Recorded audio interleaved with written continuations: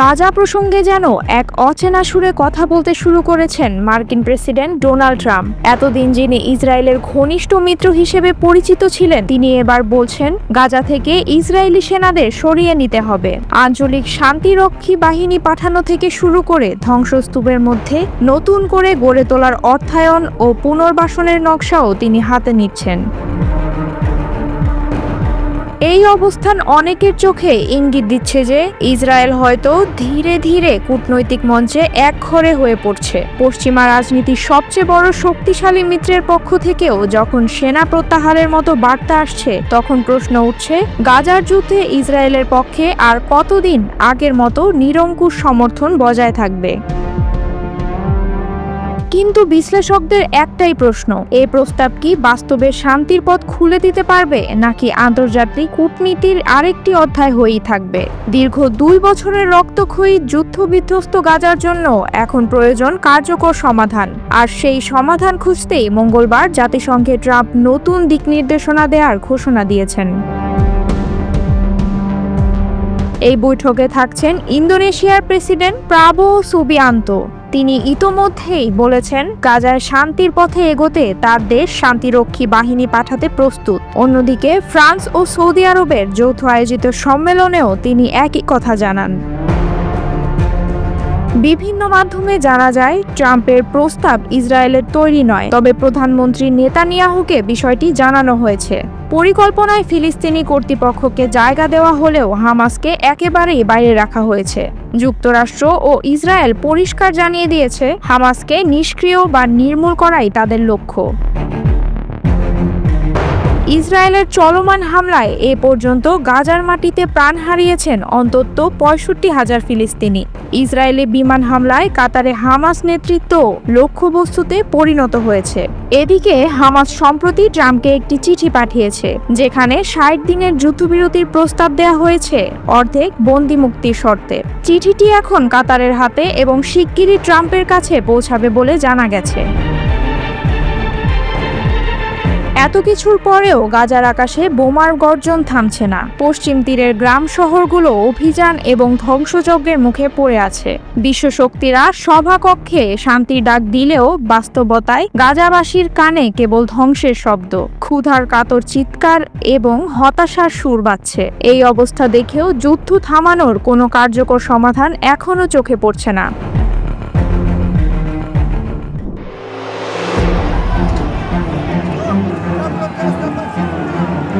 এবার ইতালিতে ফিলিস্তিনি মুসলিমদের পক্ষে রাস্তায় নেমে এসেছে বিভিন্ন ধর্মের লাখো মানুষ।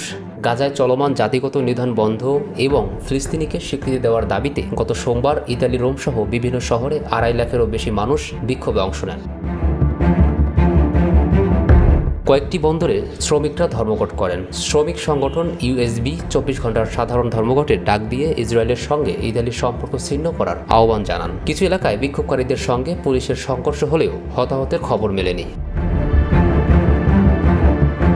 রোম পুলিশের তথ্য অনুযায়ী টার্মিনি রেল স্টেশনের সামনে প্রায় 2 লাখ শিক্ষার্থী বিক্ষোভ করেন। তাদের অনেকের হাতে ফিলিস্তিনের পতাকা ছিল এবং তারা ফ্রি প্যালেস্টাইন সহ বিভিন্ন স্লোগান দেন। বিক্ষোভের কারণে বাস ও মেট্রো সেবা ব্যাহত হয় এবং রেল সংস্থাগুলো যাত্রা বিলম্ব ও বাতিলের সতর্কতা জারি করে। তবে শান্তিপূর্ণ প্রতিবাদের ভেতরেও হানা দিয়েছে উত্তেজনা। পুলিশের সঙ্গে সংঘর্ষ, ধোঁয়া বোমা, জলকামান, তবুও হাজারো কণ্ঠ একসরে বলছে ফ্রি প্যালেস্টাইন। ইতালি আজ যেন মধ্যপ্রাচ্যের যুদ্ধের প্রতিধ্বনি হয়ে উঠেছে। ইতালির অন্তত 75টি শহরে হাজারো মানুষ বিক্ষোভে নেমে স্কুল বন্ধ, রেল চলাচল বিঘ্নিত ও বন্দর অবরোধ করেন। মিলানে প্রায় 50,000, বোলোগনায় 10,000 এবং রোমের টার্মিনি স্টেশনের বাইরে অন্তত 20,000 মানুষ ফিলিস্তিনের পতাকা নিয়ে স্লোগান দেন। জেনোয়া ও লিভর্নো বন্দরে শ্রমিকরা কাজ বন্ধ করে অভিযোগ করেন এসব বন্দর ইসরায়েলের অস্ত্র পরিবহনে ব্যবহার হচ্ছে। 17 বছরের কিশোর মাইকেলেঞ্জেলো বলেন, আমি এসেছি নিপীড়িত, নির্যাতিত ও ধ্বংসপ্রায় ফিলিস্তিনের পাশে দাঁড়াতে। রাষ্ট্রবিজ্ঞান পড়ুয়া আলেকজান্দ্রা জানান, আমরা ইহুদি বিরোধী নই, আমরা ইসরায়েলের গণহত্যার বিরুদ্ধে প্রতিবাদ করছি যখন আন্তর্জাতিক সম্প্রদায় এ নিয়ে বোবা ভূমিকায় আছে। মিলানে পুলিশের সঙ্গে বিক্ষোভকারীদের সংঘর্ষ হয়। বিক্ষোভকারীরা রাস্তায় আগুন জ্বালায়, বোতল ও পাথর ছোড়ে, পুলিশ টিয়ার গ্যাস ব্যবহার করে তাদের ছত্রভঙ্গ করে। বোলোগানায় জল কামান ও লাঠিচার্জে রাস্তায় জড়ো হওয়া মানুষদের সরিয়ে দেওয়া হয়। এতে অন্তত অর্ধশত পুলিশ আহত হয়েছেন, কয়েকজনকে আটকও করা হয়েছে। প্রধানমন্ত্রী জর্জিয়া মেলোনি সহিংসতার নিন্দা জানিয়ে বলেন, হিংসা ও ধ্বংস কখনোই গাজার মানুষের জীবন বদলায় না। তবে তার সরকার গাজা পরিস্থিতিতে সতর্ক অবস্থান নিয়ে প্রকাশ্যে ইসরায়েলের সামরিক অভিযানের সমালোচনা করে। গত 23 মাসে গাজায় ইসরায়েলের সামরিক অভিযানে নিহত হয়েছে অন্তত 65,000 মানুষ। অসংখ্য মৃতদেহ এখনও ধ্বংসস্তূপের নিচে চাপা পড়ে আছে। এই যুদ্ধের সূচনা হয়েছিল 7 অক্টোবর হামাসের আকস্মিক হামলা থেকে, যেখানে ইসরায়েলের প্রায় 1200 জন প্রাণ হারান এবং 250 জনকে আটক করা হয়। ফ্রান্স সহ একাধিক ইউরোপীয় দেশ জাতিসংঘ সাধারণ পরিষদে ফিলিস্তিনিকে রাষ্ট্র হিসেবে স্বীকৃতি দেওয়ার পথে এগোচ্ছে। তবে ইতালি এখনও সেই সিদ্ধান্ত থেকে দূরেই রয়েছে। তবে ইতালির জনগণের এই প্রতিবাদ শুধু জনস্রোত নয়। আন্দোলনকারীরা বলছেন, ইতালিকে জাতিগত নিধনের সহায়ক ভূমিকায় দেখা যাবে না। I have a little problem saying this because I must tell you, I was walking in and the leader of Brazil was walking out. এবার জাতিসংঘের প্রয়োজনীয়তা নিয়ে প্রশ্ন তুললেন মার্কিন প্রেসিডেন্ট ডোনাল্ড ট্রাম্প। বিশ্বজুড়ে চলমান সংঘাত থামাতে নিজের 7টি মধ্যস্থতা প্রচেষ্টার কথা তুলে ধরেন তিনি। অভিযোগ করেন, এসব গুরুত্বপূর্ণ উদ্যোগে জাতিসংঘের কোনো ভূমিকা নেই। A year ago it was millions and millions of people pouring in from all over. ট্রাম্পের দ্বিতীয় মেয়াদে প্রথমবারের মতো জাতিসংঘ সাধারণ পরিষদের অধিবেশনে যোগ দিয়ে সব অভিযোগ করেন তিনি। ট্রাম্প বলেন, সব ঘটনা শেষ হওয়ার পর জাতিসংঘ উপস্থিত হয়েছে। সংকট মোকাবেলায় কোনো ভূমিকা রাখেনি প্রতিষ্ঠানটি। It's too bad that I had to do these things instead of. Trump দাবি করেন, তার উদ্যোগে বিশ্বের বিভিন্ন অঞ্চলের সংঘাত প্রশমিত হয়েছে। ট্রাম্প বলেন, তার হাত ধরে 7টি মধ্যস্থতা সফল হয়েছে, কিন্তু এই সংঘাতগুলোতে জাতিসংঘ পাশে দাঁড়ায়নি, সাহায্য করার চেষ্টা পর্যন্ত করেনি। বিভিন্ন মহলে ট্রাম্পের এই দাবি নিয়ে প্রশ্ন উঠলেও তিনি বারবার জোর দিয়ে বলেন, জাতিসংঘের পরিবর্তে আমাকেই এসব করতে হয়েছে। আমি নিজেই জাতিসংঘের ভূমিকা পালন করেছি। নিজের বক্তব্যে ট্রাম্প জাতিসংঘের অবকাঠামো নিয়েও তির্যক মন্তব্য করেন। তিনি বলেন, জাতিসংঘ সদর দপ্তরে একটি ভাঙা লিফট আর খারাপ টেলিপ্রম্পটার ছাড়া আমি কিছু পাইনি। এটাই জাতিসংঘের কাছ থেকে আমার প্রাপ্তি। তিনি আরও বলেন, সেই সময় এসব নিয়ে ভাবার সুযোগ ছিল না, কারণ আমি লাখ লাখ মানুষের জীবন বাঁচাতে ব্যস্ত ছিলাম। পরে বুঝলাম জাতিসংঘ আমাদের পাশে ছিল না। অধিবেশনে প্রতিষ্ঠানটির প্রশ্ন করেন ট্রাম্প, জাতিসংঘের আসল উদ্দেশ্য কী? এত বিশাল সম্ভাবনা থাকার পরও তারা তা কাজে লাগাতে পারেনি। তার অভিযোগ, জাতিসংঘ সাধারণত কড়া ভাষার চিঠি পাঠায়, কিন্তু পরে আর কিছু করে না, শক্ত কোনো পদক্ষেপ নেয় না। আন্তর্জাতিক বিশ্লেষকদের মতে ট্রাম্পের এই বক্তব্য শুধু জাতিসংঘকেই নয়, বহুপাক্ষিক কূটনীতির কার্যকারিতাকেও চ্যালেঞ্জ করেছে। বিশ্ব সংস্থাটিকে অকার্যকর আখ্যা দেওয়ার মাধ্যমে তিনি আবারও যুক্তরাষ্ট্র কেন্দ্রিক নীতির প্রতি আস্থা রাখার আহ্বান জানালেন। জাতিসংঘের ভেতরের একাধিক কূটনীতিক এ ধরনের মন্তব্যকে রাজনৈতিক প্রচারণা হিসেবে দেখলেও ট্রাম্প সমর্থকরা মনে করেন এ ধরনের কঠোর ভাষা যুক্তরাষ্ট্রের স্বার্থ রক্ষার অংশ। নিজেদের বিশ্ব মোড়ল হিসেবে উপস্থাপনের জন্যই এই ধরনের বক্তৃতা দিলেন ট্রাম্প। জাতিসংঘের 80তম অধিবেশনে ডোনাল্ড ট্রাম্পের এই তীব্র সমালোচনা নতুন বিতর্কের জন্ম দিয়েছে। একদিকে তিনি নিজের মধ্যস্থতা সাফল্যের দাবি তুলেছেন, অন্যদিকে বিশ্ব সংস্থার কার্যকারিতা নিয়ে প্রশ্ন ছুড়েছেন। আন্তর্জাতিক মহল এখন তাকিয়ে আছে জাতিসংঘ কিভাবে এই সমালোচনার জবাব দেয়। There is no more serious danger to our planet today than the most powerful and destructive weapons ever devised by man, of which the United States, as you know, has many. Just as I did in my first term, I've made containing these threats a top priority, starting with the nation of Iran. My position is very simple. এবার Donald Trump নিজেই 7টি Nobel শান্তি পুরস্কারের দাবি তুলেছেন। তার দাবি, তিনি একসঙ্গে 7টি যুদ্ধ থামিয়েছেন, যা নিয়ে সামাজিক যোগাযোগ মাধ্যমে প্রতিক্রিয়া জানাচ্ছেন অনেকেই। ট্রাম্প বলেন, ভারত পাকিস্তানের সংঘাত থেকে শুরু করে থাইল্যান্ড, কম্বোডিয়া, এমনকি রাশিয়া ইউক্রেন সংকট পর্যন্ত সবখানেই শান্তি ফিরিয়ে আনতে তার ভূমিকা ছিল অনবদ্য। অনেকেই প্রশ্ন তুলছেন, তাহলে কি নোবেল প্রাইজের আশায় এবার গাজায় শান্তি ফেরানোর নাটক সাজিয়েছেন ট্রাম্প? ট্রাম্প আরও জানান, বিশ্বের নানা সংঘাতপূর্ণ অঞ্চলে বাণিজ্যিক ও কূটনৈতিক পর্যায়ে তার অবদান শান্তির মহা অস্ত্র হয়ে শান্তি ফিরিয়েছে। লড়াই বন্ধ করতে চাইলে বাণিজ্যের দরজা বন্ধ করে দিতে হবে। গত বছর ভারত ও পাকিস্তানের মধ্যে সংঘাত রোধে বাণিজ্য ব্যবস্থার মাধ্যমে যুদ্ধ বন্ধ করেছেন বলে দাবি ট্রাম্পের। পাশাপাশি তিনি জানিয়েছেন, তার অসাধারণ দূরদর্শিতায় একসঙ্গে 7টি যুদ্ধবিরতি স্বাক্ষরিত হয়েছে, যার মধ্যে রয়েছে Thailand, Cambodia, Israel, Iran, Kosovo, Serbia এবং আরও কয়েকটি দ্বিপাক্ষিক সংঘর্ষ। যুক্তরাষ্ট্রের কর্নারস্টোন ইনস্টিটিউট আয়োজিত মতবিনিময় অনুষ্ঠানে বক্তব্যে ট্রাম্প বলেন, বিশ্বমঞ্চে আমি এমন কাজ করছি যার জন্য আমরা ভীষণ সম্মান পাচ্ছি। শান্তির চুক্তি করছি, যুদ্ধ থামাচ্ছি। ভারত পাকিস্তানের সংঘাত আমরা বন্ধ করেছি, থাইল্যান্ড, কম্বোডিয়ার সমস্যাও সমাধান করেছি। ট্রাম্প যুক্তি দিয়ে বলেন, আমরা যেসব যুদ্ধ থামিয়েছি তার প্রায় 60%ই বাণিজ্যের মাধ্যমে সম্ভব হয়েছে। সেই 7টি সংঘাতের একটি হলো রাশিয়া ইউক্রেন দ্বন্দ্ব, যেটি সমাধানে আমি কাজ করছি। আশা করি সেটিও থেমে যাবে। তিনি আরও জানান, পুতিনের সঙ্গে তার ভালো সম্পর্ক থাকায় তিনি ভেবেছিলেন এই যুদ্ধ সমাধান সহজ হবে, তবে পুতিনের একগুঁয়ে আচরণ তাকে কিছুটা হতাশ করেছে। ট্রাম্প শেষে বলেন, আমাকে বলা হয়েছে যদি আমি রাশিয়া ইউক্রেন যুদ্ধ থামাতে পারি তবে নোবেল শান্তি পুরস্কার পাব, কিন্তু আমি তো ইতিমধ্যেই 7টি যুদ্ধ থামিয়েছি, তাই প্রতিটির জন্যই আমাকে নোবেল দেওয়া উচিত। ট্রাম্পের এই দাবি অস্বীকার কিংবা সমর্থন করার মতো আনুষ্ঠানিক প্রতিক্রিয়া এখন পর্যন্ত আন্তর্জাতিক কোনো গণমাধ্যমে প্রকাশিত হয়নি। তবে তার মন্তব্য ইতোমধ্যেই আন্তর্জাতিক কূটনীতির অঙ্গনে নতুন বিতর্ক ও আলোচনার জন্ম দিয়েছে, যেখানে প্রশ্ন ঘুরপাক খাচ্ছে, বাস্তবেই কি ট্রাম্প শান্তির দূত নাকি অশান্তির মূল হোতা?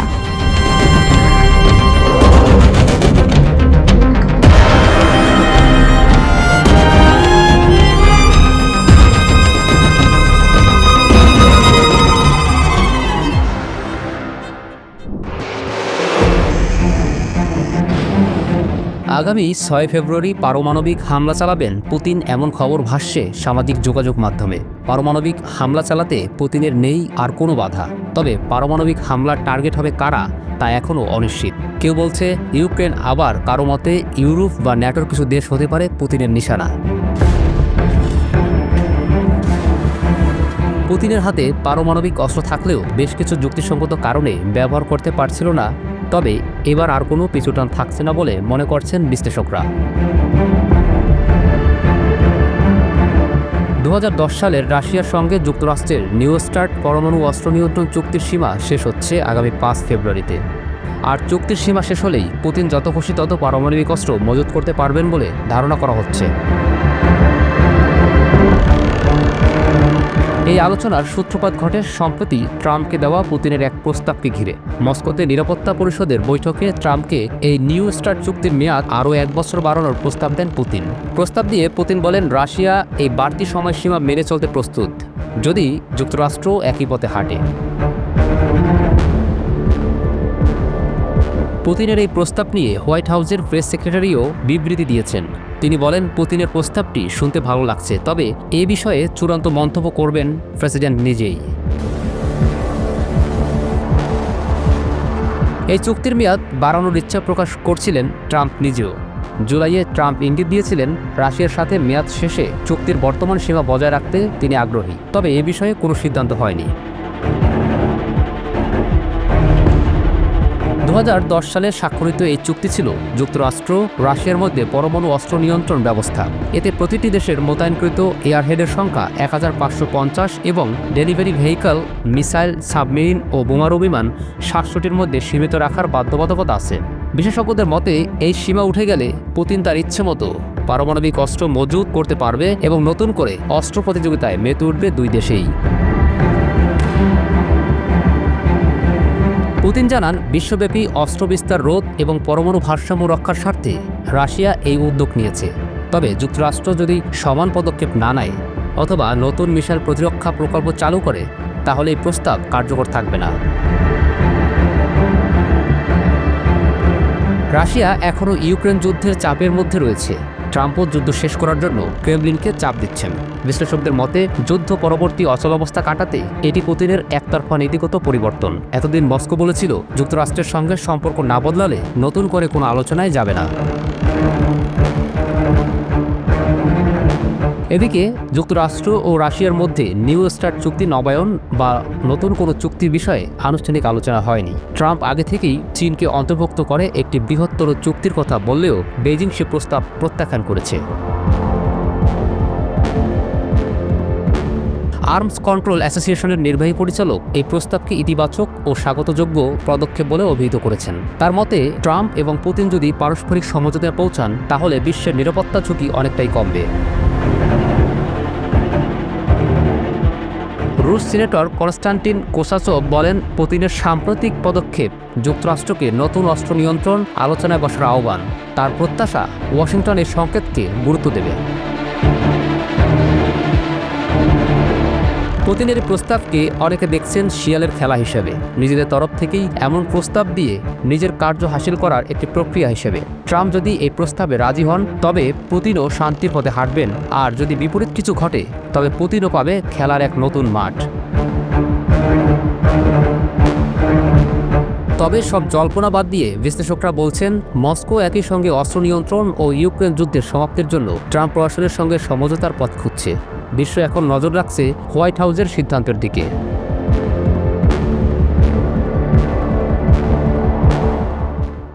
হত্যা চেষ্টার পরও বেঁচে আছেন ট্রাম্প। বিশ্বের সবচেয়ে শক্তিধর এই নেতাকে পৃথিবী থেকে বিদায় করতে গিয়ে শেষে নিজেই শাস্তির মুখে পড়েছে রায়ান রাউত। গত বছর ট্রাম্পকে হত্যা চেষ্টার দায়ে তিনি আটক হন।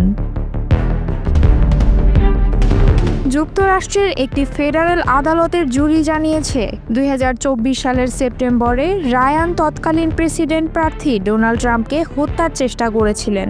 মার্কিন অ্যাটর্নি জেনারেল পাম বন্ডি জানিয়েছেন, ফ্লোরিডার গলফ ক্লাবের কাছে ঘটে যাওয়া এই ঘটনার তদন্ত শেষে রাউতকে দোষী সাব্যস্ত করা হয়েছে। সেদিন 59 বছর বয়সী রায়ান রাউত ফ্লোরিডার ট্রাম্প ইন্টারন্যাশনাল গলফ ক্লাবের কাছে লুকিয়েছিলেন। তিনি একটি বেড়ার ফাঁক দিয়ে রাইফেল তাক করেন এবং তার লক্ষ্যবস্তু ছিল ডোনাল্ড ট্রাম্প, যিনি তখন গলফ খেলছিলেন। ওই সময় ট্রাম্প ছিলেন রিপাবলিকান দলের হয়ে আসন্ন প্রেসিডেন্ট নির্বাচনের প্রার্থী। রাউথের বিরুদ্ধে মোট 5টি অভিযোগ আনা হয়েছিল। সবগুলোতেই আদালত তাকে দোষী সাব্যস্ত করেছে। তার অপরাধগুলোর মধ্যে রয়েছে ফেডারেল নিরাপত্তা কর্মকর্তাকে বাধা দেওয়া এবং অবৈধভাবে অস্ত্র বহন। এসব অপরাধের কারণে তার সর্বোচ্চ শাস্তি হতে পারে যাবজ্জীবন কারাদণ্ড। মামলার সাক্ষ্য অনুযায়ী ঘটনার দিন রাউত গলফ কোর্সে গুলি ছোড়ার আগেই পালিয়ে যায়, কারণ ট্রাম্পের আগেই একজন সিক্রেট সার্ভিস এজেন্ট রাউতকে রাইফেল সহ দেখে গুলি চালান। প্রসিকিউটর জন শিপলি বলেন, এই হামলার পরিকল্পনা অত্যন্ত সূক্ষ্ম ও প্রাণঘাতী ছিল। যদি সিক্রেট সার্ভিসের হস্তক্ষেপ না থাকতো, তাহলে ট্রাম্প রক্ষা পেতেন না।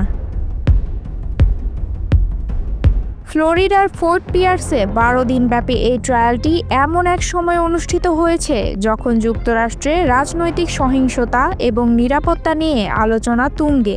এর আগে দেশে রক্ষণশীল অ্যাক্টিভিস্ট চার্লি কার্কের হত্যাকাণ্ড ব্যাপক সমালোচনা ও উদ্বেগ সৃষ্টি করেছিল। 2024 সালের নির্বাচনী প্রচারণায় ট্রাম্পের ওপর আরও একটি হত্যা চেষ্টা হয়েছিল, যেখানে তিনি কানে গুলিবিদ্ধ হয়েছিলেন। রায় ঘোষণার পর অ্যাটর্নি জেনারেল পাম বন্ডি বলেন, আজকের এই রায় স্পষ্টভাবে জানিয়ে দেয় যে যারা রাজনৈতিক সহিংসতায় লিপ্ত হয় তাদের শাস্তি পেতে হবে। এটি শুধু প্রেসিডেন্টের ওপর আঘাত নয়, বরং পুরো জাতির সম্মান ও নিরাপত্তার প্রতি আঘাত। ট্রাম্প সামাজিক যোগাযোগ মাধ্যম ট্রুথ সোশ্যালে লিখেছেন, এ রায় প্রমাণ করেছে এই ব্যক্তি একটি খারাপ মানসিকতার অধিকারী ছিল। সে ধরা পড়েছে, যা আমাদের বড় সাফল্য।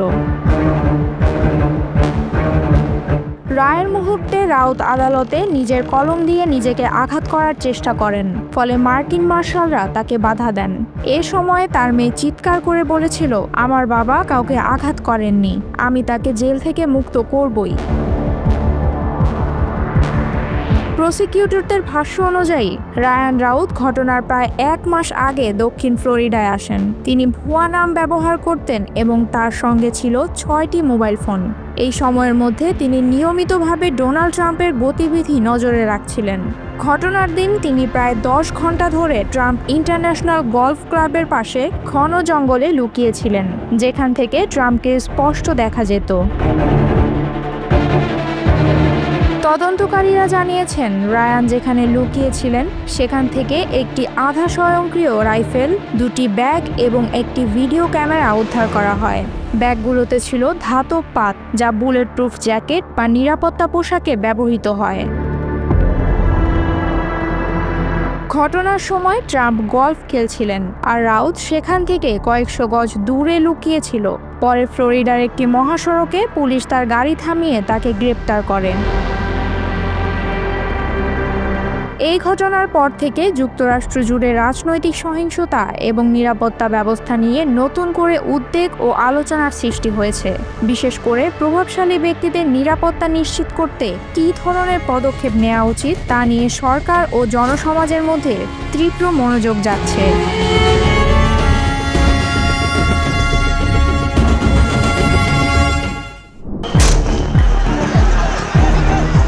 নেপালের চলমান রাজনৈতিক সহিংসতার প্রভাব পড়েছে ভারত নেপাল সীমান্ত অঞ্চলের ব্যবসায়। সামনে উৎসবের মৌসুম, কিন্তু বাজারে ক্রেতা নেই, বিক্রি নেই, দুশ্চিন্তায় সীমান্তের ব্যবসায়ীরা। নেপালে চলমান বিক্ষোভের কারণে প্রধানমন্ত্রী কেপি শর্মা ওলি পদত্যাগ করতে বাধ্য হন। আন্দোলনকারীদের প্রস্তাবে সাবেক প্রধান বিচারপতি সুশীলা কার্কিকে অন্তর্বর্তী প্রধানমন্ত্রী হিসেবে নিয়োগ দেওয়া হয় এবং আগামী মার্চে নির্বাচন অনুষ্ঠিত হওয়ার কথা ঘোষণা করা হয়েছে। যদিও সহিংসতা কিছুটা কমেছে, ব্যবসায়ীরা জানান সীমান্ত এলাকায় এখনও স্বাভাবিক অবস্থা ফেরেনি। এই সহিংস আন্দোলনে এখন পর্যন্ত 72 জন নিহত হয়েছেন, যাদের মধ্যে একজন ভারতীয় নাগরিকও রয়েছেন। আহত হয়েছেন 2000-এর বেশি। সহিংসতা শুরু হলে সীমান্ত 1 সপ্তাহের জন্য বন্ধ রাখা হয়। তবে স্থানীয় বাসিন্দারা স্বল্প সময়ের জন্য ভারতে কেনাকাটা করতে পারলেও বেশিরভাগ ব্যবসা ক্ষতির মুখে পড়ে। ভারত ও নেপালের মধ্যে প্রায় 1750 কিলোমিটার দীর্ঘ উন্মুক্ত সীমান্ত রয়েছে, যা উত্তরপ্রদেশ, বিহার, উত্তরাখণ্ড, পশ্চিমবঙ্গ এবং সিকিমের মধ্য দিয়ে যায়। এই সীমান্ত দিয়ে দুই দেশের নাগরিকরা পাসপোর্ট ছাড়াই যাতায়াত করতে পারেন। ভারতে নেপালের সবচেয়ে বড় বাণিজ্য অংশীদার ও বিনিয়োগকারী। 2024-25 অর্থ বছরে দুই দেশের মধ্যে মোট বাণিজ্যের পরিমাণ ছিল $8.5 বিলিয়ন, যার মধ্যে ভারতের রপ্তানি ছিল $7.3 বিলিয়ন এবং আমদানি $1.2 বিলিয়ন। সামনে নেপালের সবচেয়ে বড় উৎসব দশাইন। আগামী 2 থেকে 15 অক্টোবর পর্যন্ত উৎসব চলবে, কিন্তু ব্যবসায়ীদের আশা ক্ষীণ। বিহারের রোকসোলে এক ধর্মীয় সামগ্রীর দোকানদার জানান, সেপ্টেম্বরের শুরুতে নেপালের দুর্নীতি বিরোধী আন্দোলনের পর থেকে নেপালে আসা ক্রেতার সংখ্যা কমে গেছে। পুজোয় ব্যবহৃত পবিত্র সুতোর গাঁট, হাড়ি ইত্যাদি বিক্রি হলেও এখন আগের মতো ক্রেতা নেই। তার ভাষ্যমতে সীমান্ত 1 সপ্তাহ বন্ধ থাকার পরও মানুষ দ্রুত কেনাকাটা করেই ফিরে গেছে, কিন্তু ব্যবসা প্রভাবিত হয়েছে। 55 বছর বয়সী এক কাপড় ব্যবসায়ী বলেন, সীমান্তের কাছাকাছি বাজারগুলোর প্রায় 90% ব্যবসা নেপালি ক্রেতাদের উপর নির্ভর করে। 1 সপ্তাহে পুরো ব্যবসায় বন্ধ হয়ে যায়। রোকসোলের একজন নারী পোশাক ব্যবসায়ী জানান, মানুষ এখনো ভয়ে স্বাভাবিক কেনাকাটায় ফিরছে না এবং শুধুমাত্র নিত্য প্রয়োজনীয় জিনিসপত্র কিনছে। রোকসোভ চেম্বার্স অফ কমার্স অ্যান্ড ইন্ডাস্ট্রিজের একজন প্রতিনিধি জানিয়েছেন, উৎসবের 15 থেকে 20 দিন আগে সাধারণত বাজার খুব জমে ওঠে, কিন্তু এখন পর্যন্ত বাজার ফাঁকা থাকার কারণে ব্যবসায়ীরা বড় ক্ষতির মুখে পড়েছেন। এই পরিস্থিতির প্রভাব নিকটবর্তী মুজফ্ফরপুর শহরেও পড়েছে, যেখান থেকে সীমান্ত এলাকায় লাহাটি এবং ল্যাকচুরি সরবরাহ করা হয়। মুজফ্ফরপুরের একজন ব্যবসায়ী জানান, বিক্ষোভের পর থেকে তারা কোনো মালামাল পাঠাতে পারেননি। উৎসবের জন্য উৎপাদন বাড়ানো হলেও এখন সব স্টকে আটকে রয়েছে, যার কারণে তাদের বিনিয়োগ বন্ধ হয়ে গেছে এবং স্টক বিক্রি হতে কয়েক মাস সময় লাগবে। উত্তর বিহারের একটি ব্যবসায়ী সংগঠনের সভাপতি জানিয়েছেন, নেপালের উৎসবকাল ভারতীয় ব্যবসায়ীদের জন্য বড় একটি সুযোগ হলেও রাজনৈতিক অস্থিরতার কারণে ক্ষতির পরিমাণ অনেক বড় হতে চলেছে। এর ফলে সীমান্ত অঞ্চলের ব্যবসা মারাত্মকভাবে ক্ষতিগ্রস্ত হচ্ছে। নেপালের পর্যটন শিল্পও এই রাজনৈতিক অস্থিরতায় বড় ধরনের ধাক্কা খেয়েছে। দেশটির মোট জাতীয় আয়ের প্রায় 8% আসে পর্যটন থেকে, যেখানে প্রতি বছর প্রায় 12 লাখ বিদেশি পর্যটক নেপাল ভ্রমণে আসে। তবে নেপালে সহিংস আন্দোলন চলাকালে কাঠমান্ডুর হোটেল লুটপাট এবং অস্থায়ীভাবে বিমানবন্দর বন্ধের ঘটনা বিশ্বজুড়ে ছড়িয়ে পড়ায় পর্যটকদের মধ্যে নিরাপত্তা শঙ্কা দেখা দিয়েছে। পর্যটন খাতের কর্মীদের মতে, যদিও এখন পর্যটনের মৌসুম, তবুও রাজনৈতিক অস্থিরতার কারণে অনেক পর্যটক তাদের বুকিং বাতিল করেছেন এবং ভবিষ্যৎ পরিস্থিতি নিয়ে অনিশ্চয়তা তৈরি হয়েছে। এমন পরিস্থিতি কাটিয়ে নেপাল ভারতের সীমান্তবর্তী বাণিজ্য স্বাভাবিক হওয়ার অপেক্ষায় সেখানকার ব্যবসায়ীরা। জাতিসংঘের সামনে এবার লন্ডনের মেয়রকে নিয়ে মন গড়া মন্তব্য করলেন ট্রাম্প। সমাজ পাতায় ভেসে বেড়ানো ভুয়া খবরের উপর ভিত্তি করে তিনি বলেন, লন্ডনে শরিয়া আইন চালু হতে যাচ্ছে। জাতিসংঘের সাধারণ অধিবেশনে দেওয়া এক বক্তব্যে যুক্তরাষ্ট্রের প্রেসিডেন্ট ডোনাল্ড ট্রাম্প বলেন, লন্ডন শহর নাকি শরিয়া আইন চালু করার চেষ্টা করছে। নিউ ইয়র্কে দেওয়া ওই ভাষণে তিনি লন্ডনের মেয়র সাদিক খানকে কটাক্ষ করে বলেন, তিনি একজন ভয়ঙ্কর মেয়র এবং তার নেতৃত্বে লন্ডনের অবস্থা খারাপের দিকে যাচ্ছে। একই সঙ্গে ট্রাম্প জাতিসংঘের শরণার্থী সহায়তা নীতিকেও কড়া সমালোচনা করেন। জাতিসংঘ সাধারণ অধিবেশনে দেওয়া সে বক্তব্যে প্রেসিডেন্ট ট্রাম্প লন্ডনের মেয়র সাদিক খানকে বিশেষভাবে সমালোচনা করে বলেন, আমি লন্ডন দেখি যেখানে একজন ভয়ঙ্কর মেয়র আছেন, একদম ভয়ঙ্কর মেয়র। এখন তারা শরিয়া আইন চালু করতে চাইছে। সাদিক খানের একজন মুখপাত্র বলেছেন, ট্রাম্পের মন্তব্য খুবই আপত্তিকর ও ধর্মবিদ্বেষী। তিনি বলেন, লন্ডন নানা সংস্কৃতির মিশ্রণে একটি শহর, যেটা অনেক মার্কিনীরাও পছন্দ করেন। ট্রাম্প 2015 সাল থেকে সাদিক খানের সমালোচনা করে আসছেন। ট্রাম্প এর আগেও সাদিক খানকে বিশ্বের অন্যতম সবচেয়ে বাজে মেয়র বলেছিলেন এবং উইলসের একটি রাষ্ট্রীয় ভোজে তার উপস্থিতির বিরোধিতা করেছিলেন। যদিও লন্ডনের মেয়র সেই অনুষ্ঠানে যাননি এবং এসব মন্তব্যকে গুরুত্ব না দিয়ে তার শহরের উন্নয়নকেই গুরুত্ব দিয়েছেন। ব্রিটিশ পার্লামেন্টে তার সহকর্মীরা তাকে সমর্থন জানিয়েছেন। স্বাস্থ্যমন্ত্রী ওয়েস স্ট্রিটিং বলেন, সাদিক খান শহরের উন্নয়ন এবং বৈচিত্র্য রক্ষায় কঠোর পরিশ্রম করেছেন। এমপি রূপা হক ট্রাম্পের মন্তব্যকে সাজানো মিথ্যায় পরিপূর্ণ বলে উল্লেখ করেছেন। তার এমপি রোসেনা অ্যালেন খান বলেছেন, এই ধরনের মন্তব্যের বিরুদ্ধে কূটনৈতিকভাবে কঠোর প্রতিক্রিয়া জানানো উচিত। বিবিসির ভেরিফাই বিভাগ জানিয়েছে, ট্রাম্পের অভিযোগের পেছনে কোনো বাস্তব তথ্য নেই। সামাজিক মাধ্যমে লন্ডনে শরিয়া আইন চলছে এমন মিথ্যা খবর আগেও ছড়িয়েছে, কিন্তু তা একদমই সত্য নয়। যুক্তরাজ্যে থাকা শরিয়া কাউন্সিলগুলো মূলত পারিবারিক ও আর্থিক সমস্যার সমাধানে পরামর্শ দেয়, তবে তাদের কাছে কোনো আইনি ক্ষমতা নেই। বিগত বছরগুলোতে সোশ্যাল মিডিয়ায় লন্ডনে শরিয়া আইন চালু হচ্ছে এমন ভুয়া তথ্য ছড়িয়ে পড়েছে। ট্রাম্প যদি বোঝাতে চান যে সাদিক খানের অধীনে লন্ডনের আইন শৃঙ্খলা ব্যবস্থা শরিয়া আইনের দিকে যাচ্ছে, তাহলে এটা সঠিক নয়। 2020 সালে ফেসবুকে কিছু পোস্টে সাদিক খানের একটি ছবি দেখানো হয়েছিল, যেখানে লেখা ছিল, আমরা এখন লন্ডনের 3টি অঞ্চলে শরিয়া আইন পরীক্ষা করছি, পরের বছর বাকি 30 এলাকায় এটি চালু করব। এ ছবির ব্যাপারে মেয়র সাদিকের অফিসার্স রয়টার্সকে জানায়, এই উক্তিটি ভুয়া এবং শরিয়া শব্দটি ভুলে লেখা হয়েছে। শরিয়া আইন হলো ইসলামের অধীনে থাকা একটি বিশেষ আইন ব্যবস্থা। যুক্তরাজ্যে শরিয়া কাউন্সিল নামের কিছু প্রতিষ্ঠান রয়েছে, যার সংখ্যা 2009 সালের একটি গবেষণার প্রায় 85টি হিসেবে ধরা হয়েছিল। এই কাউন্সিলগুলো প্রধানত ধর্মীয় বিবাহ সংক্রান্ত বিরোধ নিষ্পত্তি এবং কিছু আর্থিক বিষয় নিয়ে সিদ্ধান্ত গ্রহণ করে থাকে। ব্রিটিশ বিচার বিভাগ স্পষ্ট জানিয়েছে, দেশের একমাত্র আইনি কর্তৃপক্ষ হলো আদালত। আদালতের বাইরে কোনো প্রতিষ্ঠান আইনগতভাবে বাধ্যতামূলক সিদ্ধান্ত নিতে পারে না। তাই লন্ডনে শরিয়া আইন চালুর কোনো পরিকল্পনা বা বাস্তবতা নেই। এসব ভুল তথ্য মানুষের মধ্যে বিভ্রান্তির সৃষ্টি করছে।